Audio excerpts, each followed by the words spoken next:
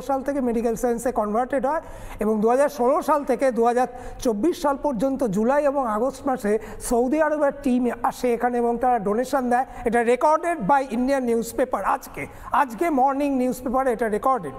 Number 2, এই যে Saudi আরব এই কানেকশনটা আমি কেন ইম্পর্টেন্ট বললাম, আমি একটা কথা বলেছিলাম পিটিএন এক্সপ্লোসিভ, এই এক্সপ্লোসিভ আল কায়দা মডিউলের এক্সপ্লোসিভ এবং এরা একটা কার্গো প্লেনকে হাইজ্যাক করে উড়িয়ে দেওয়ার কথা প্ল্যান করেছিল, যেটা ইন্টারসেপ্ট করে সৌদি ইন্টেলিজেন্স।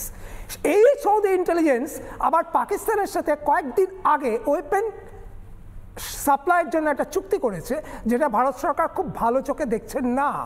আমি সৌদি আরবকে সমস্ত সন্দেহের ঊর্ধ্বে তুলতে চাইছি না, কারণ 2015-16 সালে যখন রাশিয়া ওই আইসিসকে আক্রমণ করার জন্য ঝাঁপিয়ে পড়ে, তখন ল্যাভরভ ওদের বিদেশমন্ত্রী ইউনাইটেড নেশনসের সিকিউরিটি কাউন্সিলে একটি ডসিয়ার প্লেস করেছিলেন, যাতে সৌদি আরবের 12টি ব্যাংক ডাইরেক্টলি ফান্ড করেছিল আইসিসকে।